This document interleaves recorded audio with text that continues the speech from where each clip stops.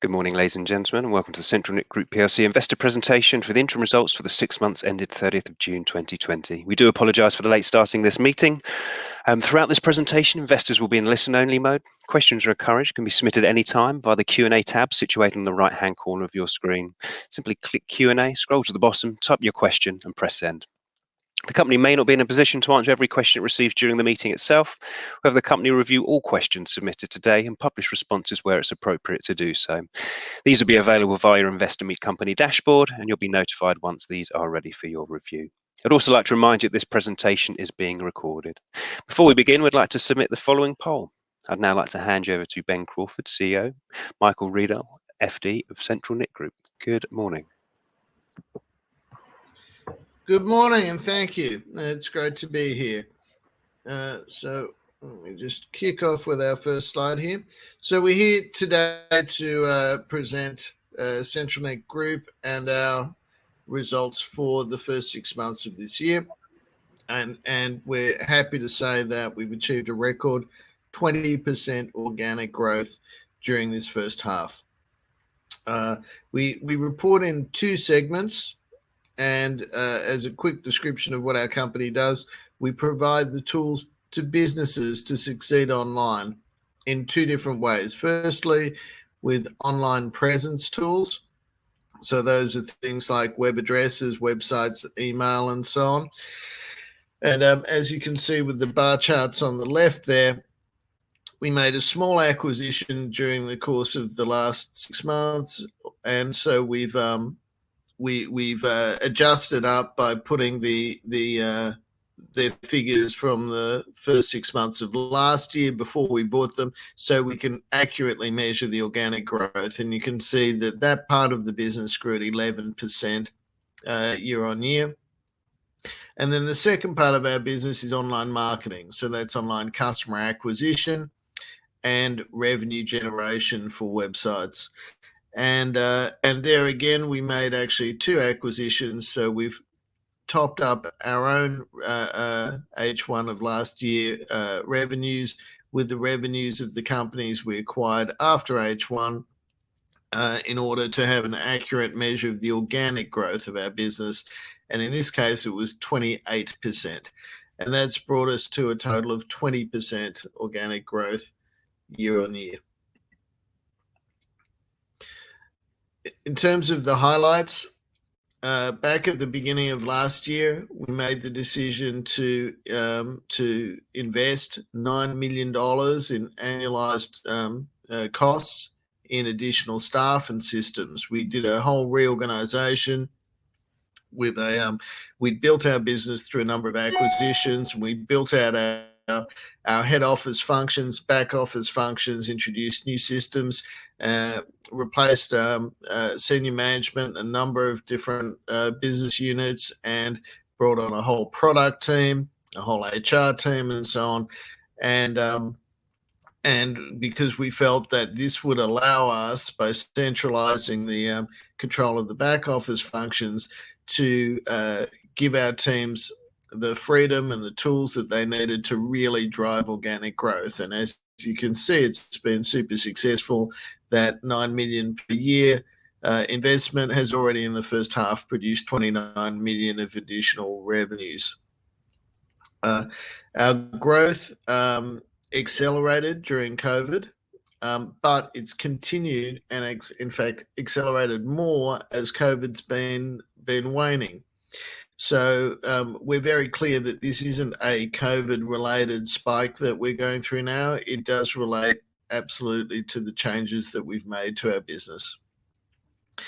And again, on the privacy side, there's as you will all know, there's a lot of discussion about online privacy, about companies using private data of people on the internet, and also of using cookies, which actually place a piece of software on people's computers to monitor their activity.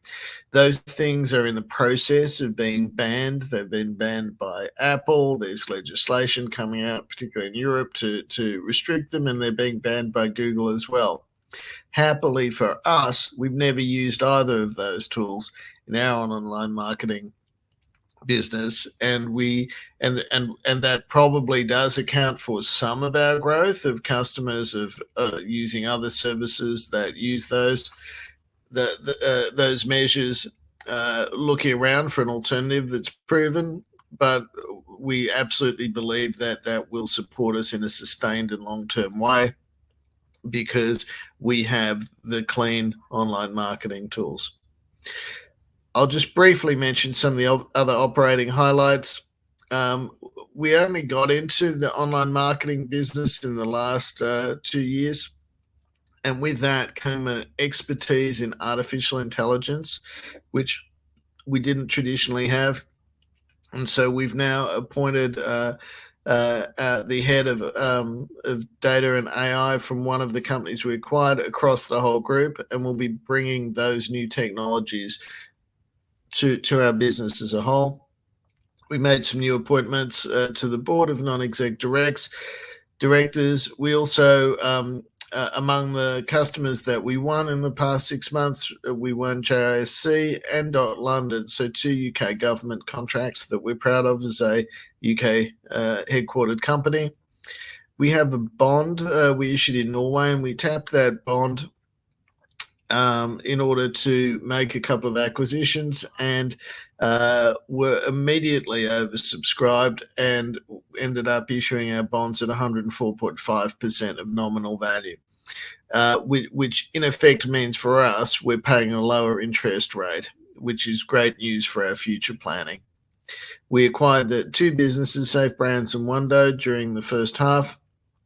We made some deferred consideration payments for some of our earlier acquisitions, and our CFO Michael was able to lock in a hedge, which means that we're way less affected by the ebbs and flows of the currencies that we deal with than we were, say, last year. With that, I'll hand over to Michael to delve into the details of the reported numbers. Thank you, Ben. On the first 2 slides, we've been very much focused on pro forma top-line growth, but the great news is that also on a reported level, all the figures on income statement and the cash flow statement have improved substantially. So both gross revenue and net revenue are up by 57% to 175 million and 55 million respectively.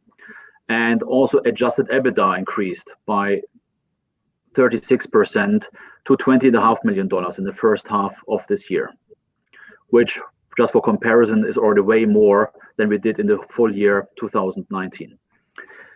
Also, our adjusted EPS has increased by 29%, which is more than we actually predicted at the roadshow that we did in September last year, when we raised 30 million sterling of capital. Everyone who joined us then has made a decent return. And but more dramatically, our operating profit, so after all the other below EBITDA items, is up by 68% to 4.7 million, and the adjusted cash flow is up by a dramatic 128% to almost $26 million in the first half of this year. Moving on to the income statement itself, as I had already mentioned, revenue and gross profit are up by 57%, fully in line, which then also implies that the gross margin has been fully stable, which is great, given that normally or historically the online marketing business has delivered slightly lower gross margins. So the accelerated growth of the online marketing business would have diluted our margin. However, we were able to actually compensate that through improvements in both the online presence business and in the online marketing business to fully offset that product mix effect. Looking at the items below EBITDA, I would want to highlight the amortization of intangible assets, which is the one item that has gone up the most. Despite this, we've still been able to increase the operating profit by the mentioned 68%.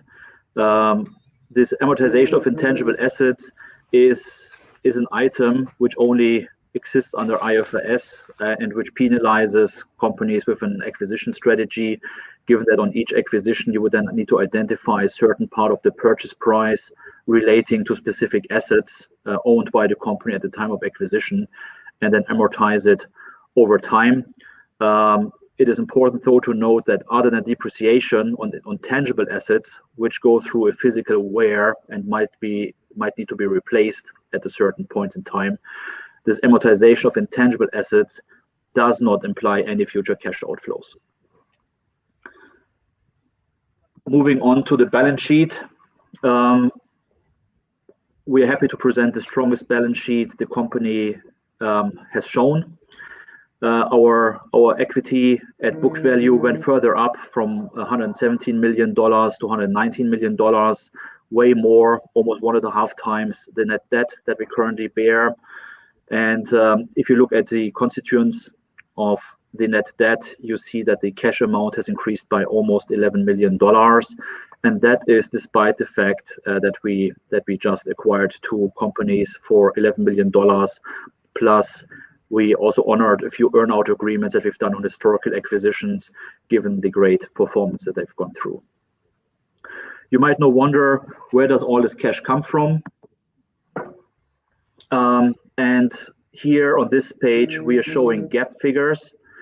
So the GAAP cash flow of operations has tripled from the first half of 2020 to the first half of 2021, from $5.5 million to $16.6 million, which is roughly 3/4 of the entire 2020 cash flow for operations. And as we've done for the last few roadshows, we are also adjusting this cash flow for specific deal-related items, so which are not related to the day-to-day operations of the businesses that we own. And also with these adjustments, you will see that there is a consistent history of this cash conversion ratio increasing from 180% in 2019, over 115% in 2020, to now even 126% in the first half of 2021.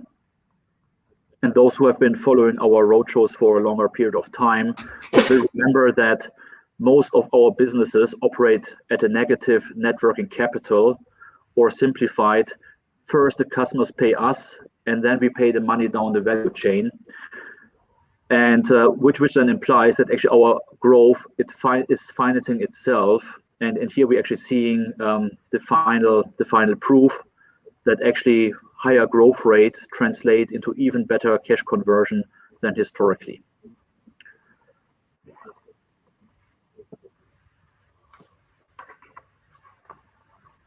To finish up on the financial section of this report, we felt it would be important to demonstrate a few below EBITDA items, just for the purpose of better understanding them. So the increase of the operation expenditure from H1 2020 to H1 2021 is largely, and for the majority of it, owed to the acquisitions that we've undertaken.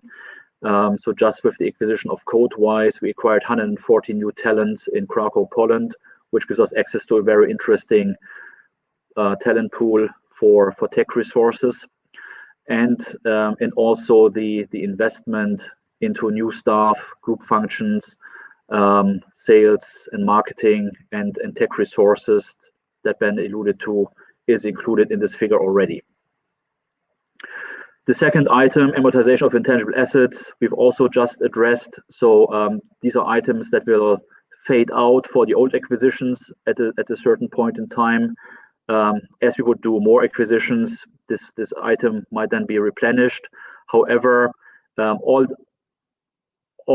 the amount that is shown on the P&L has already been spent as part of the purchase price initially paid, and none of this is has any cash impact either in this period or any future period. Then the non-core expenses. These are then costs which also don't relate to our day-to-day operations, but to the to the acquisition and integration of new businesses. And given that this has, so first of all, the purpose of stripping this out is to give a fair and true view of the operational performance of the businesses already owned. But given that we've now had this item for several periods in a row on our income statement, we also now endeavor to basically insource more of this. And everyone who's ever retained a London City attorney will know that a few hundred hours of these quickly equal the salary for a qualified in-house legal counsel, and that's one action item that we are now looking into in further reducing these costs. Last but not least, Ben has already briefly touched on it. The finance cost for the bond. First of all, the bond was a great tool to allow us to acquire quite a few assets, basically all the 2019 acquisitions and all the 2021 acquisitions, without any dilution to the shareholders. And the interest that we are paying on this bond is substantially less than the aggregate EBITDA that we acquired with these or through these acquisitions. The good news is, first of all, the capital market, here I should say the debt capital market, has trusted us in 2019, which is great, and we have a lot of gratitude for this. But the latest market tap or market test through the tap issue in February has disclosed that also the debt capital market has become much more comfortable with our specific profile, and is now willing to borrow money to us at substantially lower rates than initially. So this makes us hopeful that when we finally go out to the market to refinance the bond, which will be due anyway somewhere between the second half of next year and the first half of 2023, that hopefully we would then be rewarded for the hard work of the last few years by lower interest rates than our initial virgin bond when we basically introduced ourselves to the market for the first time. With this, I conclude on the financial section and hand back to Ben, who will run you through some future thinking about our strategy. Very good. Thank you, Michael. We have built our business through a combination of organic growth and non-organic growth. And we continue to have a healthy pipeline of potential acquisitions. This is our approach. So we're looking at businesses that are earnings accretive. In other words, we're value buyers. We're always looking for targets that match our own profile, meaning that they're recurring revenue businesses and clearly ones that have the same kind of cash conversion that we do. Synergies is something we're looking for, so we're clearly not planning to go into a completely different type of businesses, but ones where we can, for instance, combine the buying power of the businesses and potentially do some cross-selling between them. We're always looking for entrenched customers. The stickiness of our customers is one of the real investable qualities about our business. And then access to growth markets. This may mean geographic markets, as we do have customers all over the world, or specific types of buyers, as we also have enterprise customers, small business customers, resellers, and so on.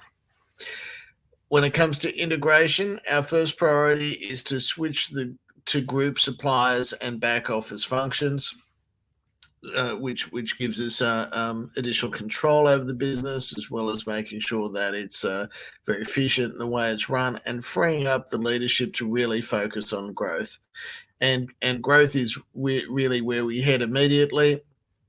We'd like to grow the businesses pretty much as soon as we acquire them, and that often means potentially resourcing them, cross-selling, and using the tools that we have in our arsenal to help them grow.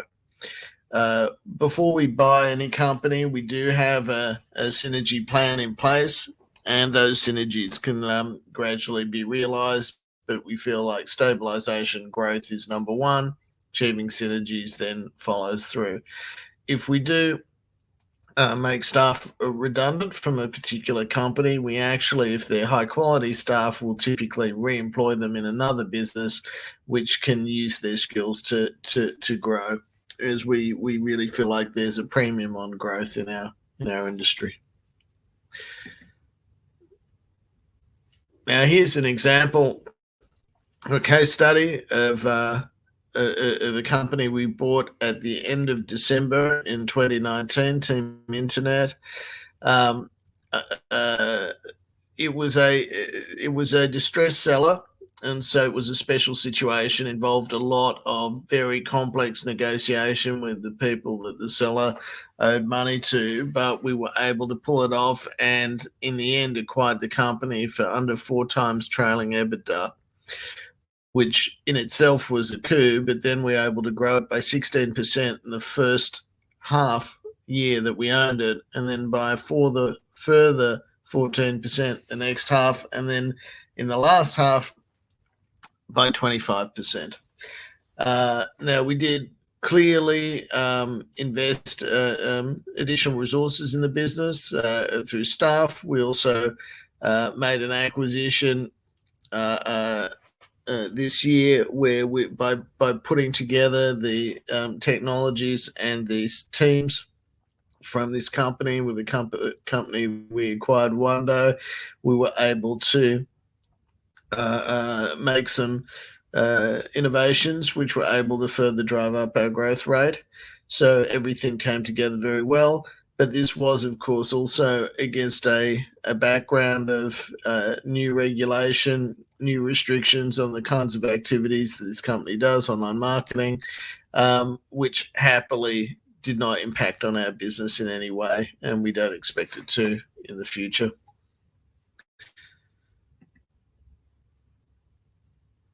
So jumping to the next page, we have a long-standing commitment to ESG.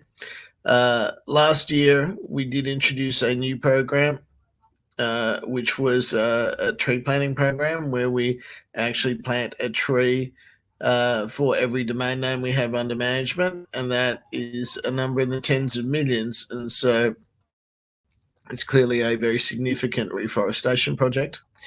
Also through our SKNIC fund, which is because we operate the country code for Slovakia.sk, we set up a fund there related to the Slovak language and the national interest of Slovakia, where we've granted over 500,000 euros over the past few years to initiatives to support education, to support cybersecurity and accessibility of the internet. So, for instance, an application in the Slovak language that assists people who are blind to operate smartphones, as they can't. Obviously, smartphones don't have buttons that you can feel. And that's one of dozens of examples of really worthy projects that we have funded in that way. We actually first announced that we were a carbon neutral company back in 2012, and we were then, but we did proceed to make 14 acquisitions of companies that weren't carbon neutral, and so it's been quite an effort to change the ways that they operate, as well as to offset their carbon footprints, which we have now done. And so we're although we've gone from $3 million of revenues to the number in the market's over 350 million, now we're back to being carbon neutral again, and obviously happy about that. Our workforce is extremely diverse. We do have offices all over the world, and typically our offices reflect the mix of people that are in those various locations all over the world. We do have a clear policy of considering diversity priorities in all of our hiring and promotions, and we are addressing the relative lack of diversity on the main board. And lastly, though, I think in more general thinking about inclusivity, it's actually very core to our mission. Our mission statement is making the internet everybody's domain. And we actually do that. We have customers in almost every country in the world. And unlike some of the other large tech companies, we're not simply making them passive recipients of our services like Facebook accounts or Netflix. We're actually providing them with the tools to build their own websites, to build their own businesses online, and hopefully to create the Facebooks and Netflix of the future. So I'll just conclude now with a summary of our strategic priorities. Probably the word you've heard most today is the word growth, and organic growth is absolutely top priority for us. And this means new customer wins, supporting existing customers, cross-selling our services, launching new products, contracting with new suppliers. So there's a whole range of activities around that we're focused on. Achieving operating leverage. On the one hand, that comes from cost controls and making savings in future periods through continuing our integrations of the companies we've acquired. But also, we do expect operational gearing to enhance our margins as the group scales up. And indeed, if you look at our peers on NASDAQ, they may be significantly larger than us. And when you have a look at them, you'll see that their margins are significantly higher than ours. And so it's clearly a function of scale, because after all, we are platform businesses. In terms of M&A, we're very focused on the characteristics I described earlier. We're looking at both online presence companies and online marketing targets, and always focused on the things I discussed earlier: recurring revenue, high cash generation, stickiness, and so on. And we do have a attractive pipeline of deals that we're working on at the moment. And lastly, sustainable debt. Our debt currently is clearly incredibly manageable in that we have 4 times interest coverage. And our net debt to EBITDA ratio is under 2.5, and it's our policy to retain those metrics. In the meantime, we will be reducing our interest rate. At the time our bonds come to maturity and we're able to do so, then we will be able to refinance them at a lower rate based on the actual experience of tapping the bonds earlier this year. So with that concludes our presentation for today, and Mark and I would be very happy to answer any questions. That's fantastic. Ben, Michael, thank you indeed for the presentation. Ladies and gentlemen, please do continue to submit your questions using the Q&A tab situated in the right-hand corner of your screen. Just click Q&A, scroll to the bottom, type your question and press send. But just while the company take a few moments to review those investor questions submitted already, I'd like to remind you the recording of the presentation, along with a copy of the slides and the published Q&A, can be accessed via your investor dashboard on the Investor Meet Company platform. I'd also like to remind you that your feedback is important to the company, and immediately after the presentation has ended, you'll be redirected for the opportunity to provide your feedback in order that the company can better understand your views and expectations. Ben, Michael, we've had a number of questions that have come through today.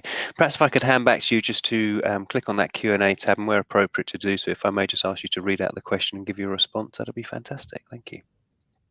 Very good, thank you. So first question is from Simon C, and it is, what revenues do you think the current cost base can handle, and which areas are you looking to acquire in? So really two great questions there. I'd say our business is absolutely a platform business, which means that it can be scaled up and down with very little impact on the fixed cost base. We've actually had a really concrete example where one of the domain names that we are supporting technically, .xyz, had the most successful promotion ever in our industry, and they were able to just them sell 1 million domain names in a day. And so we were able to then observe what our cost looked like. And I'm happy to say that the costs on the day that they sold 1 million domain names were the same as on the day before, and indeed continued the same the day after. So there is very substantial scalability in our business. It's not entirely flat, because obviously as we add more customers, that does tend to mean more customer service, and so hence more customer service staff. But in terms of the core infrastructure of our business, it's enormously scalable, and in principle we could double the number of products and services we were selling of the current type without really impacting on our cost base at all, with the exception of that customer service. And secondly, what areas are we looking to acquire in? Clearly, we have been doing and would like to continue to do bolt-on acquisitions in the spaces where we already are, to improve market share, to introduce other audiences, to get neat pieces of technology. Also, I guess the really key thing here is that in these recurring revenue businesses, it's very rare for people to switch from one supplier to another. So really, for an older existing customer, the only real way, or the most efficient way to acquire them, is to buy their current supplier, and that way you get that supplier and all their customers.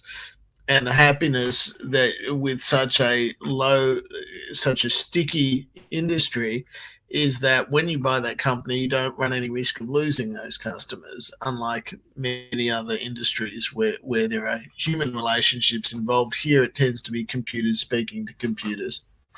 But in addition to that, we do feel like whilst we're very strong in the kind of foundations of domain names, and we're very strong in online marketing, there's some other spaces of online services where we could be stronger, things like hosting and website building, emails, e-commerce, and so on. So those are all areas that we could expand into if we found the right deal that and the right technology that it would all fit together.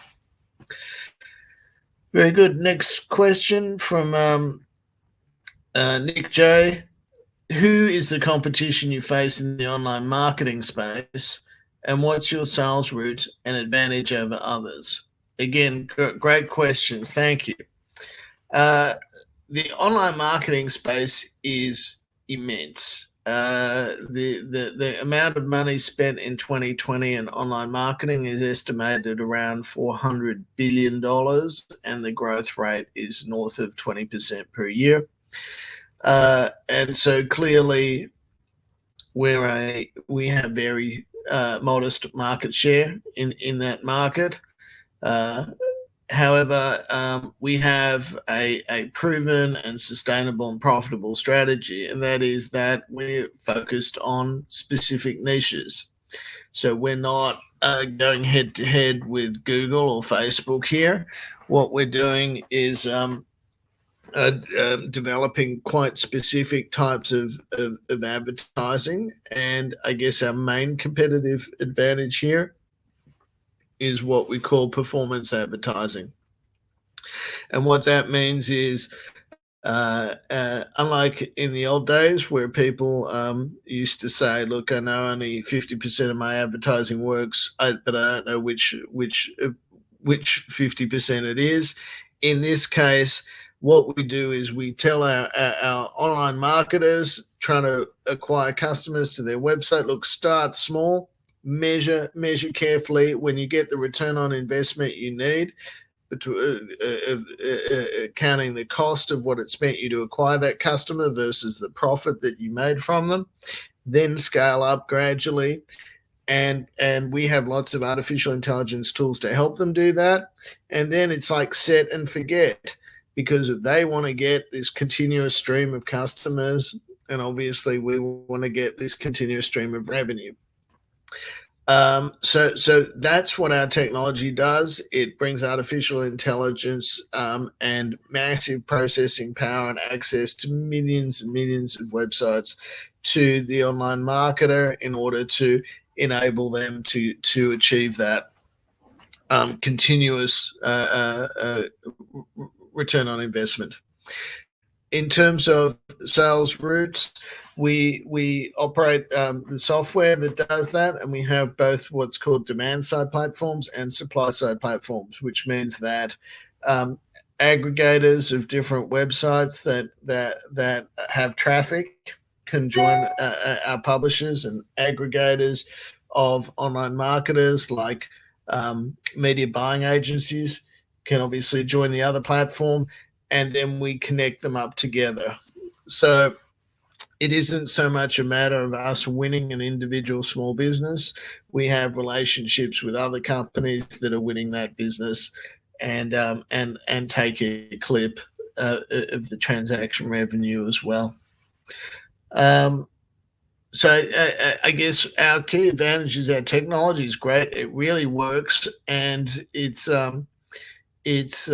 only kind of recently started being discovered by the big brand advertisers, the kind of household name type of advertisers. So, and they're using it, and so that obviously gives us great encouragement that now these companies are part of the bigger group, and we have offices in London and Paris and in the US and so on, that we will be able to get them in front of more serious online marketing spenders, and hence build the business. Next question. Michael, do you want to take this one? Richard W. Yes. So to what extent can changes in Google policies or actions damage the company? We've actually on page 13 of the presentation, we've already shown how resilient the business is to general changes in the marketplace, like for example Safari blocking third-party cookies, or Apple rolling out its ATT ad opt-in or tracking opt-in functionalities. And all the growth that we've seen over the last 18 months that we owned the asset have happened before this background. And that's on the advertiser side itself. So I think unless Google would go out of the advertising market, which of course they cannot, given that it's still 90% of their income, we don't see much that should happen there. It's a very healthy symbiosis that we have with Google, where we actually help them making viewers on alternative platforms like Facebook, Instagram, or on competitors like Bing available to their AdSense customer base. So it's a great win also for them. And on the supply. Actually, sorry, Michael, can I? Sorry, can I was just going to jump in. So sorry, because I'm looking at a different question than you are. so I was surprised by that.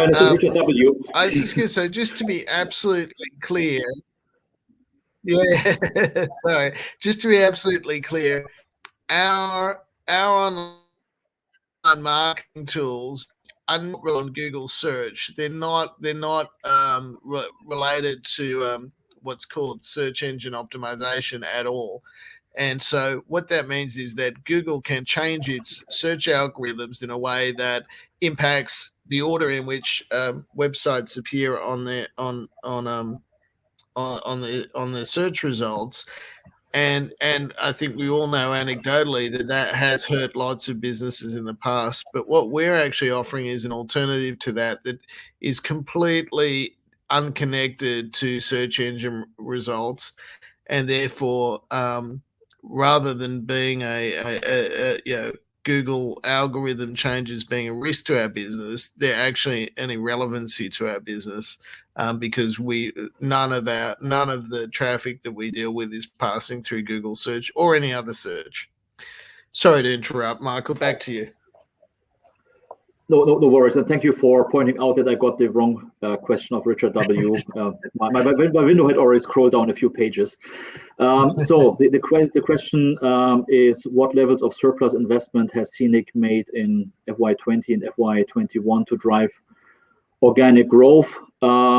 So if we take a simple math and we take that $9 million annualized expenses that we alluded to in the beginning of the presentation, and differentiate that from our historical cost growth, which was more inflation plus a bit, that would probably make that roughly 6 to 7 out of the 9 are actual additional investments.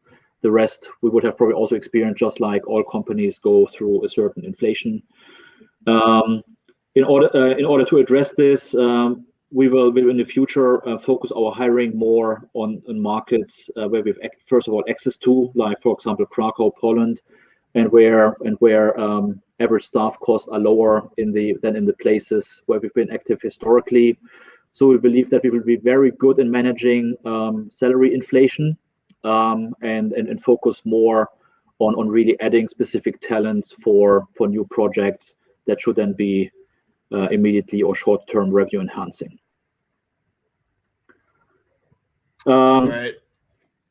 We'll take the next one too, or right. Future guidance on M&A. Also here, we had the slide where Ben showed in detail what our acquisition criteria are, which are it must be accretive, it must be recurring revenue. It must either add new technological capabilities or provide access to new geographic markets, or ideally both. So that's let's say the generic factors that we look at for every acquisition. And but then generally we have a strong position in both online presence and online marketing. So we will then wisely deploy the capital at hand among those two main verticals that we serve. And on the multiples, historically we've been very good at buying at great value in the online marketing vertical and in the online presence vertical, whereas probably the average prices in online marketing have been even greater than in online presence. But just to quote some precise figures, so the 3 online presence acquisitions that we did in 2019 had an average multiple of 6.3 times trailing EBITDA, whereas the 3 online marketing acquisitions, Team Internet, Codewise, and Wando, had an average multiple of 4.5 times trailing EBITDA. So all highly accretive instantly, even without realizing any of the envisioned synergies. Great, thanks, Mark. Right. Did you have? Yeah, the other point was the target size. So as you see, we serve everything from mid single-digit millions to mid double-digit millions, and most likely this would also depend with where our next few acquisitions would sit within. Thanks. Now on to David M's question: what threats to the business have you identified? That's a great question. We've got the kind of toughest threats, I think, that really any business has. We're up against Amazon and Facebook and the world of apps with Apple and Google, and the reality is we always have been. We have been since before the company listed, and we grow and grow and grow. I think our business is enormously resilient and proven to be again and again and able to grow, even though we're up against such formidable competition. Because obviously Amazon and Facebook don't want companies to have their own websites and emails and just sell products themselves. they want people to use their platforms, but the open internet continues to be hugely resilient and grow. And happily, we do have Google on our side, because Google's entire business model is based on businesses advertising to acquire customers to their websites. And so we do have a heavyweight in our corner, happily. Michael, probably you want to, I'll read it out to you though. Frederick B, could you speak of your extraordinary costs and how they're divided? Also, is the entire amortization of intangibles post due to acquisitions, or is some of it from internal development? Right. So actually, in the current reporting period, so the first half of 2021, there were 3 items in there: acquisition-related cost, secondly, integration and streamlining costs, and third, other costs. And I will briefly allude to the 3. So the acquisition-related costs were higher than in the first half of 2020. This is as, first of all, we've actually completed 2 acquisitions, Safe Brands and Wando, and given that the Codewise acquisition had just been completed in November 2020, some of the costs related to it then still spilled over to 2021. Also, we had a few expenses on basically issuing the bond and preparing all the different due diligence documents around that. The second item is then integration streamlining costs, which according to note 5 of our interim accounts were $2.1 million. It's a simple fact that we are not yet through with the full optimization and integration of some of the 2019 acquisitions, and now we also have had some expenses for the integration of our latest 3 acquisitions. Over time, this in the absence of new acquisitions, this would then fade out and also go to zero. The acquisition related costs are a bit more volatile. Basically, if there are deals, they come back. If there are no deals, they would go away almost entirely quite quickly. The last item, other cost, basically relates to the business review, where, just as we've just alluded to, we as a board must have an opinion on how to allocate our funds between the different activities that we have, and also potentially other new verticals that are directly adjacent to our business model. And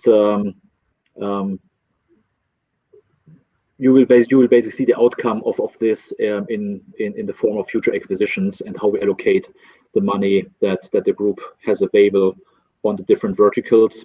But this will be an item that will fade out, and you should not expect that item anymore in future reporting periods. Great, thanks, Michael. All right, reading another one. If your competitors in the US have achieved scale and are enjoying higher margins, then that implies a significant moat that you're on the wrong side of. Well, let's put it this way. 6 years ago, I think our revenues were around $3 million. Now they're around $350 million. So I think we very much have crossing that moat in our sights, and it's a way narrower moat than it used to be for us. We're absolutely confident that we can join the major players in our industry in a matter of a few years, and in order to do that, we can do that vastly slowing down the speed of growth that we've had so far. I think we're running out of time, so I'll take this quick last one. What are the main drivers of accelerated organic growth? It's our customers buying more products from us than before. It's we have some patented technologies and some unique technologies that enable our customers getting business tools from us to make business do business online, make more money with us than with our competitors. And it's the overall growth of the internet, more companies getting online, more online companies needing more customers and having more traffic that they want to monetize. So those are really the underlying drivers of growth for us.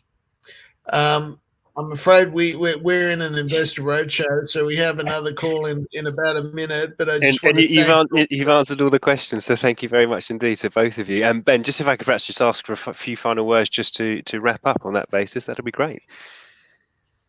Absolutely, I'd say when we first IPO'd on AIM, we focused solely on institutional investors, and I guess we're in that habit for a long time, and the only way we could explain our company was having a whole hour sitting down with people going through the details.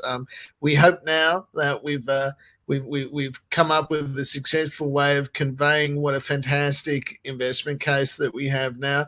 But all of that said, we are very accessible. And so if people do have further questions and so on, we're always happy to answer them, because there's nothing we enjoy better than talking about what a great company we have. So really appreciate everybody joining the call today. Thanks very much. That's fantastic. Ben, Michael, thank you again for updating investors today. Can I please ask investors not to close the session? It should be automatically redirected for the opportunity to provide your feedback in order that the management can better understand your views and expectations.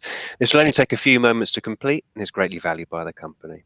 On behalf of the management team of CentralNic Group PLC, we'd like to thank you for attending today's presentation. That now concludes today's session. Thank you and good morning. Thanks.